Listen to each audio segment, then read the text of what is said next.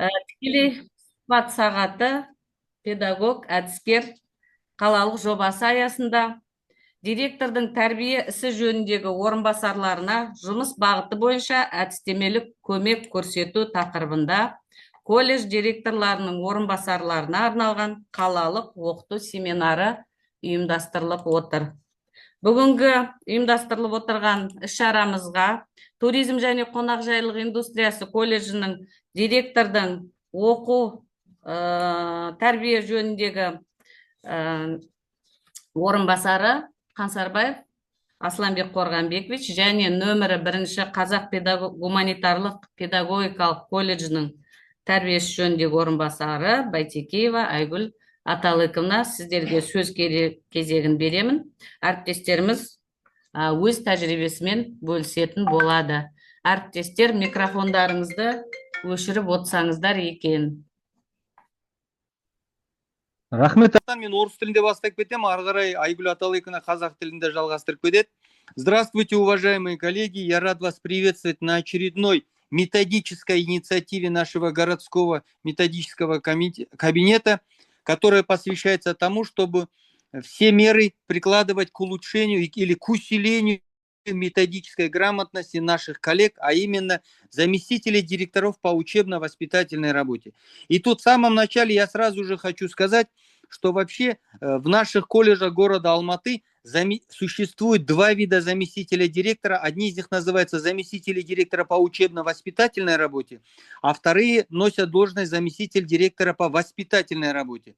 Там существует небольшая, но все же разница, поэтому в первую очередь я бы рекомендовал своим коллегам уточнить точное наименование вашей служебной позиции или вашей должности. Кем вы являетесь по штатному расписанию? Заместителем директора по учебно-воспитательной работе или заместителем директора по воспитательной работе? Исходя из этого и будет составляться ваша дальнейшая систематизированная работа. С чего начинается работа заместителя директора по воспитательной работе? Начинается она в первую очередь с того, что мы должны с вами составить номенклатуру дел нашей должности, либо наших должностных обязанностей. Что такое номенклатура дел? Номенклатура дел – это перечень официальных документов, а также того объема работ, который нам предстоит систематизировать, продолжать и повсеместно развивать. Келеса Сабирасан. Значит, основными обязанностями заместителя директора по воспитательной работе, учтите, вот не по учебно-воспитательной, а по воспитательной работе, являются планирование и организация воспитательной работы, налаживание связи с молодежными организациями, родителями и другими, в том числе, например, социальными партнерами. И сразу же хочу сказать, что самой главной нашей задачей, коллеги, является именно организация воспитательной работы. Не надо превращать нашу должность в некоего организатора культурно-массовых, спортивных, других увеселительных мероприятий и так далее. Наша главная задача заключается в том, чтобы организовывать воспитательную работу. А организация мероприятий является в том числе одной из наших обязанностей. Поэтому эти моменты нужно всегда учитывать.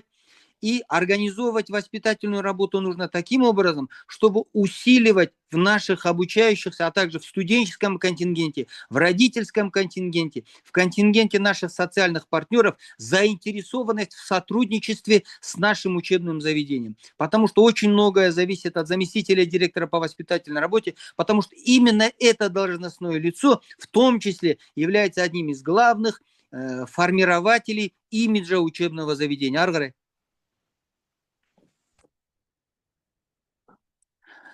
Номенклатура дел, она утверждается управлением архивов, но самое главное, перечень документов, которые должны быть у любого заместителя директора по воспитательной работе, это, конечно же, годовой план воспитательной работы. Некоторые подразделяют его по месяцам, некоторые подразделяют его по полугодиям.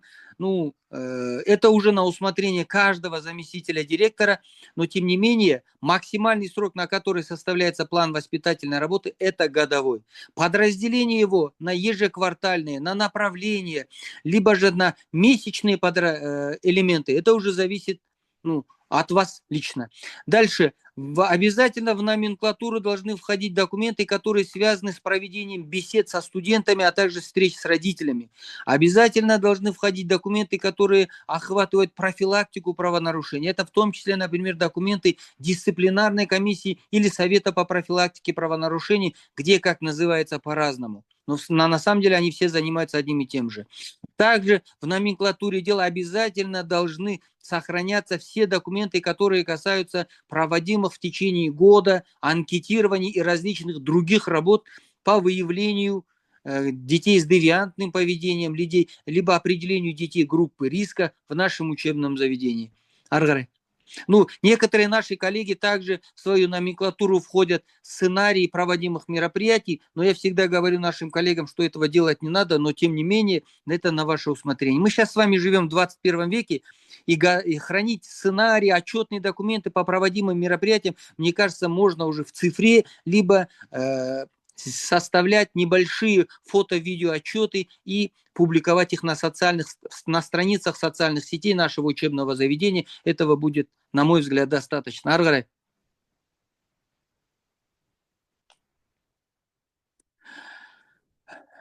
Келес, Сабирасан. Вот, Ошига. Значит, смотрите, основными нормативно-правовыми документами, которые регулируют организацию воспитательной работы в любом учебном заведении, это, конечно же, Конституция Республики Казахстан, потому что Конституция является самым главным законом нашего государства. Исходя из Конституции, формируются другие нормативно-правовые акты, поэтому самое главное, конечно же, документ, от которого должна зависеть формирование всех остальных документов по воспитательной работе, это Конституция нашей страны. Следующий документ, так как мы являемся учебным заведением, это, соответственно, закон Республики Казахстан об образовании. В этом законе есть специальные статьи, которые касаются даже того, как должны определяться требования к внешнему виду, порядок организации или постановки на внутренний учет, порядок постановки на внешний учет и так далее. Поэтому советую всем коллегам, которые только в этом году начинают свою работу в должности зама по воспитательной работе, внимательно ознакомиться с законом Республики Казахстан об образовании. Документ действительно очень большую помощь может вам оказать.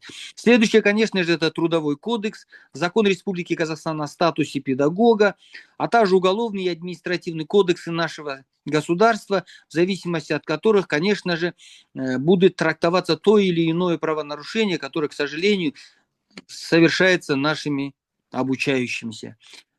Заместитель директора колледжа в своей работе должен обязательно опираться вот на эти документы. Они являются самыми главными и основными.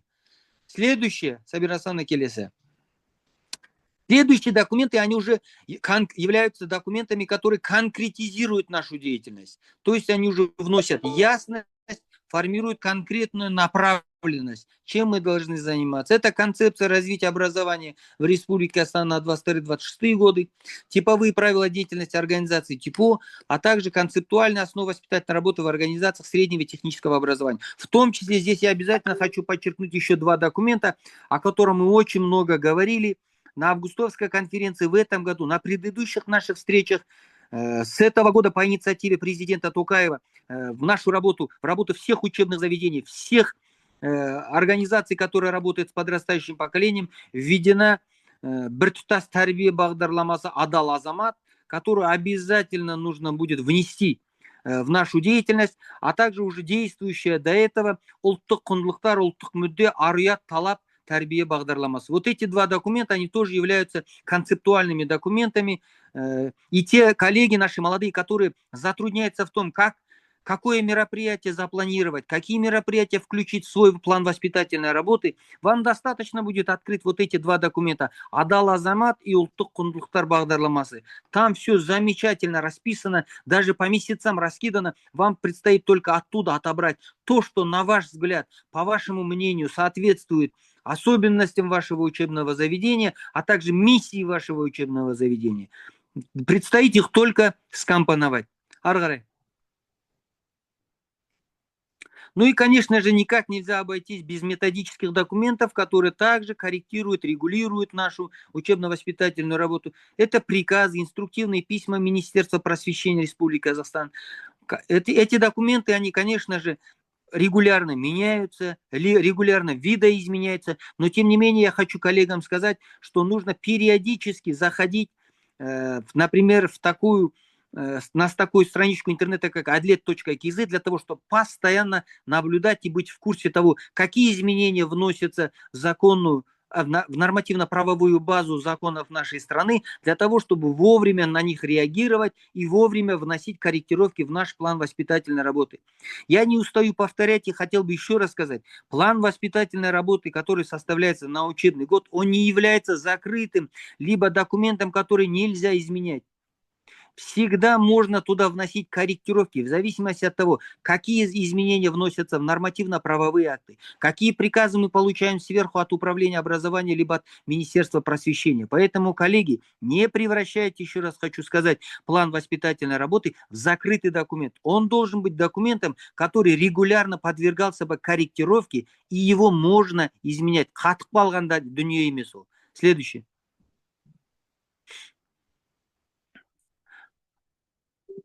Ну и дополнительно нормативные документы, это в том числе закон Республики Астана о государственной молодежной политике. В рамках исполнения данного закона, например, недавно несколько колледжей города Алматы подписали меморандум с алматинским филиалом молодежного крыла партии Аманат Жастар Рухы. Это, например, меморандум, он является прямым доказательством того, что ваше учебное заведение направлено на реализацию закона Республики Астана о государственной молодежной политике. Исполнение вот именно этого закона, оно является одним из важнейших направлений, которые будут проверяться в ходе государственной аттестации вашего учебного заведения. Сондықтан да те коллеги, которые еще не понимают, либо не осознают важности того, зачем заключать меморандумы с различными такими молодежными организациями, как тот же Жастар Рухы, либо, например, Лига волонтеров, или, например, Альянс студентов Казахстана. Я хочу вам сказать, заключайте побольше меморандумов с различными молодежными организациями, потому что заключение, вот все эти документы в виде меморандумов, они будут являться или будут служить доказательствами того, что вы соблюдаете и реализуете те цели, которые поставлены в законе о государственной молодежной политике. Ну, Конвенция о правах ребенка Организации Объединенных Наций является документом, который ратифицирован нашей страной. Ну, сильно часто мы с ним не сталкиваемся, но тем не менее с этим документом тоже посоветовал бы ознакомиться повнимательнее. Следующее. Енді осы Айгүл Аталыковнаның топтамасы басталмай тұрып, я хотел бы сказать своим коллегам, заместителям директоров по учебно-воспитательной и по воспитательной работе. Уважаемые коллеги, следование, а также постоянная осведомленность о любых изменениях в нормативно-правовой базе, а также в законодательных актах нашей страны является примером не только вашей компетентности, не только является доказательством вашей грамотности, но также помогает вашему учебному заведению избегать различных подводных камней, которые могут наступать, когда на ваше учебное заведение будут приходить различные проверки. А также всегда вводите разнообразие в ваши планы воспитательной работы. А то часто в ходе проверки, аттестации, методического десанта я вижу, что планы воспитательной работы из года в год, они практически не меняются. Это говорит о том, что вы либо не работаете над совершенствованием этого документа, либо просто его копируете, меняя только дату. Сондықтан еще раз хочу сказать, всегда разнообразие нужно вносить в план воспитательной работы. Если ваш план воспитательной работы будет разнообразным и не похожим на предыдущий, то, соответственно, и кураторам будет интересно его исполнять. И студенческому и родительскому контингенту будет интересно с вами сотрудничать. Ары қарай Айгүл Аталыковна, сөз сізде. Мен сұраққа ең аяғында жауап беретін шығармын, иә? Рахмет, аха. Асланбек Қорғанбекович, өте дұрыс айттыңыз. Өйткені биыл жаңадан келген зам директорлер оқуысы жөнінде, тәрбиесі жөніндегі зам директорлер өте, әсіресе частный колледждерде, жекеменшік колледждерде өте жаңадан келген жас мамандарымыз көп. Сондықтан барлығы түсінікті болды деп ойлаймын. Айгүл Аталыковна, қосылып отырсыз ба? Жақсы, рахмет, Сабира Самна. Сәлематсыздар ма, әріптестер? Кішкене форс-мажор болып, район бойынша свет өшіп қалды, кешірім өтінем. Құрметті әріптестер, жаңа оқу жылымен құттықтаймын. Енді біздің осы жалпы оқу тәрбие жұмысындағы жұмысымыздың негізгі тетігі ұйымдастырушы ол әрине топ жетекшілер, яғни кураторлар. Біздің жалпы жұмысымызды алға бастыратында, жұмысымыздың нәтижесін көрсететінде осы куратордың жұмысы деп білемін. Себебі осы куратордың жұмысы, тәрбие жұмысының жылдық жоспарын бірігіп әзірлеу, әдістемелік көмек көрсету, қоғамдық іс-шараларды жоспарлау, қиын жағдайдағы студенттермен жұмыс, ата-аналармен байланыс ұйымдастыруда қолдау көрсету сияқты жұмыстардың бәрі әрине біз куратормен бірігіп жұмыс атқарамыз. Енді куратормен жұмысты ұйымдастырудың негізгі әдіс тәсілдеріне көшейік. Жалпы ең бірінші біз кураторлардың атқаратын лауазымдық міндеттерін таныстыруымыз керек. Мысалы, мен өз тәжірибемде жылдың басында топ кураторларымен міндетті түрде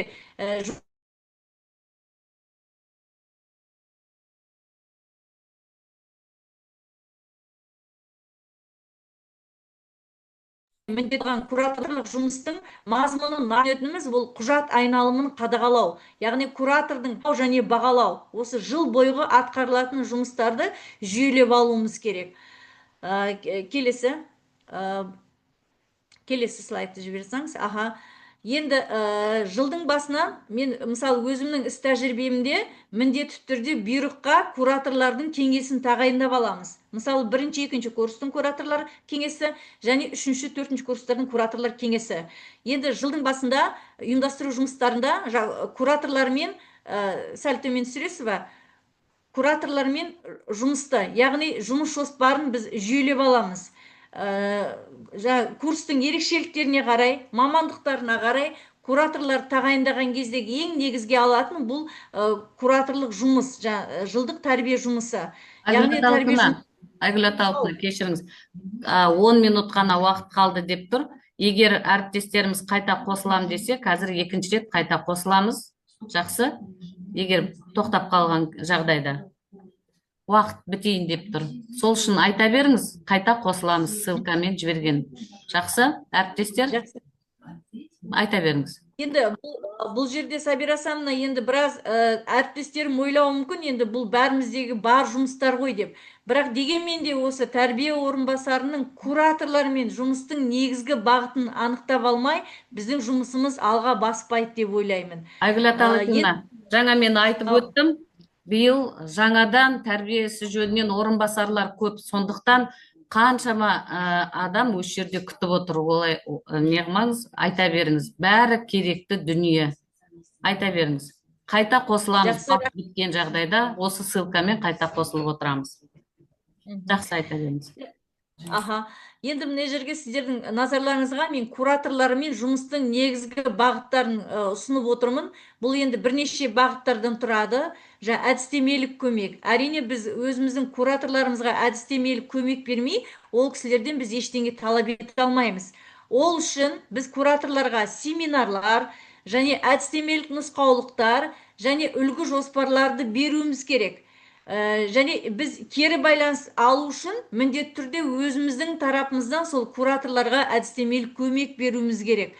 Екінші, ақпараттық қолдау, яғни бұл тәрбие бағыттары бойынша нормативті құжаттармен, жоспарлармен міндетті түрде біз қамтамасыз етуіміз керек. Мысалы, биылғы жыл адал адам біртұтас тәрбие бағдарламасы бойынша міндетті түрде әр кураторларға міндетті түрде бағыттарын түсіндіріп беруіміз керек. Себебі біздің жұмысымыздың нәтижесі сол кураторлардың жұмысты дұрыс ұйымдастыруынан болады. Және ұйымдастырушылық жұмыс, тәрбие жұмыстарының кестесі, яғни кураторлық сағаттарды үйлестіріп алуымыз керек. Және бақылау мен талдау бағытында кураторлар сағаттың өтуін тексеру, есептерін талдау, сапалық көрсеткіштерін бақылау жүзеге асырылуы керек. Енді бұл жерде бақылау мен талдауды мысалы мен өз тәжірибемнен айтып кетейін, міндетті түрде жылына біз комиссия құрамыз. Әр мамандық бойынша бұйрықтың негізінде сол мамандықтардағы тәрбие жұмыстарының өтілу сапасына мониторинг жасаймыз. Және соның нәтижесі педагогикалық кеңестерде, кураторлар жиналысында міндетті түрде ол сапалық көрсеткіш жағынан міндетті түрде мониторингті ұсынамыз. Және кері байланыс бұл кураторлық жиналыстар, сауалнамалар жүргізу, ұсыныс пікірлерін ескеру. Енді кураторлар кеңесінің жұмысында енді міндетті түрде жаңа үздік куратордың тәжірибесін тарату дейміз ғой. Бізде міндетті түрде жаңағы неше жылдық тәжірибесі бар кураторлармен мастер-класс жұмысын өткіземіз. Жылына 2 рет үздік куратор өзінің жұмысын жас кураторларға әдістемелік көмек ретінде ұсынады. Осы тәжірибемді мен сіздерге айта кеткім келеді. Аяқталып жатыр ма, Сабира Асламовна? Енді келесі жұмыс, егер мына кураторлық жұмыстың слайдтары керек десеңіздер, мен сіздермен бөлісуге дайынмын. Енді келесі біздің тәрбие жұмысындағы негізгі жұмыс бұл ата-аналармен тиімді жұмысты ұйымдастыру. Яғни бұл оқу орнында осы ата-аналармен тиімді жұмысты ұйымдастыру бұл міндетті түрде студенттің жеке дамуына ықпал ететін маңызды бағыт. Өйткені біздің жұмысымыз міндетті түрде үштік одақ қой. Соның бірі бұл ата-аналармен жұмыс. Енді жылдың басынан біз міндетті түрде ата-анамен жиналыс өткіземіз. Және міндетті түрде ата-аналармен жұмыстың негізгі бағыты бұл, яғни жеке кездесулер ұйымдастыру. Қажеттіліктеріне қарай ата-аналармен жеке әңгімелесулер ұйымдастыру болады. Және сондай-ақ осы соңғы кездердегі заңнамаларға да қарасаңыздар, міндетті түрде осы ата-аналарды колледж өміріне тарту деген бар міндетті түрде. Және биылғы жылғы адал адам біртұтас тәрбие бағдарламасында да міндетті түрде осы ата-ананы педагогикалық жағынан қолдау, міндетті түрде сол ата-ананы таныстыру, сол биылғы бағдарламаның ерекшеліктерімен ата-аналармен таныстыру біздің жұмысымыз деп білеміз. Және сондай-ақ ата-аналармен жұмыстың негізгі бағыты бұл ақпараттандыру және кеңес беру дейді. Құрметті әріптестер, өздеріңіз де білесіздер, қазіргі таңда жиналысқа ата-аналарды тарту өте қиын. Себебі, мысалы, алғашқы жиналыста біз сол ата-аналармен жиналысты қызықсыз немесе ата-аналарға бір маңызды ақпарат беретіндей өткізбесек, ол ата-ананы біз қайтып колледжге шақыра алмаймыз. Сондықтан бұл жердегі ең бірінші ата-ана жұмысын міндетті түрде мазмұнды етіп өткізуін қарастыруымыз керек. Бұл жерде әрине сіздердің көмектеріңіз міндетті түрде кураторға керек болады. Енді мен мына жерде Сабира Асламовна жібересіз ба? 2020 ата-аналармен жұмыс жоспары деген үлгісін жасадым мына жерде. Қарап таныссаңыздар болады. Бұнда жұмыс жоспарында мен өзімнің кураторларыма ұсынам, осы жерден өздерінің жұмыстарына қосымша кураторларым алады. Енді мен бәрін айтып болған сияқтымын, Сабира Асламовна. Енді мына слайд керек десе, мен чатқа жіберем. Айтып бітіпсіз, уже соңына келіпсіз, Жақсы. Әріптестердің сұрақтары болса, жаңа айтып өттім ғой, биыл жаңадан келген әріптестеріміз көп екен. Барлық әріптестердің көбісінің сұрауына байланысты ұйымдастырылып отыр. Және осы біздің жазбамыз YouTube каналымызға жүктелетін еді. Қазір оны қарайтын боламыз және слайдты да ортаға жібереміз, әрине бөлісеміз. Қайта тыңдайым дейтіндеріңіз болса, YouTube каналымыздан тіркеліп, сол жерден қарасаңыздар болады. Сабира Асламовна, Айгүл Аталықовна, сіздерге көп рахмет. Әріптестер, сұрақтарыңыз бар ма? Сабира Асламовна, тағы бір айта кететін дүние, биыл міне әріптестер әдістемелік ұсынымдар оқу жұмысы бойынша және ОМР дейміз ғой, оқу әдістемелік бойынша осындай неміз шықты, әдістемелік ұсынымдар деген шықты. Келер жылы осы оқу тәрбие жұмысы және учебно-производственный оқу өндірістік ісі бойынша тағы осындай әдістемелік ұсынымдар жинағы шығатын болады. Сондықтан барлық колледждерге таратып жатырмыз, келіп алсаңыздар болады. Айгүл Аталықовна, не айтайын деп едіңіз? Әріптестерде сұрақ жоқ па екен? Егер жас әріптестер болса тәжірибесі жетіспейтін әріптестерім жаңадан тағайындалған. Мысалы біз жылына бір рет кураторлық мастер-класс өткіземіз дедім ғой. Мен сондай кураторлық мастер-классқа шақыруға дайынмын. Келіп қатыссаңыздар болады. Кураторлық мастер-классымыз. Иә, әрі Жақсырақ. жекеменшік колледждерге жобамызбен шығып жатырмыз. Садрасана, соны тағы бір нәрсе айтсам бола ма? Айтыңыз.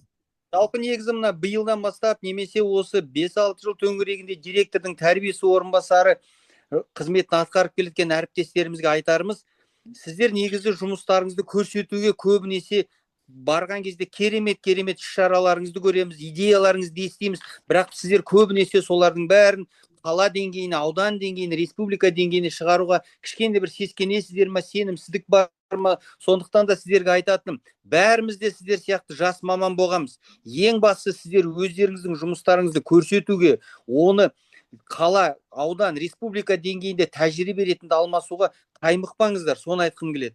И еще одно пожелание. Я замечаю, что многие наши коллеги, замы по воспитательной работе, зачастую не знают про работу и планы таких структурных подразделений, которые тоже входят в орбиту воспитательной работы, как, например, организация пропаганды здорового образа жизни, которую ведут физруки, или, например, педагоги, психологи, или, например, заведующие отделениями, или социальные педагоги. То есть, например, когда спрашиваешь у замов по воспитательной работе про то, чем занимается социальный педагог или педагог-психолог, зачастую они вызывают этого коллегу, сами при этом не владея информацией. Сондықтан сіздерге айтатыным, осы структуралық элементтардың, осы отделдардың барлығы сіздердің қарамағыңызда, сондықтан да сіздер де олардың жұмысына тікелей араласып, олар да сіздермен өздерінің идеяларымен алмасып отырыңыздар. Бірге көтерген жүктеріңіз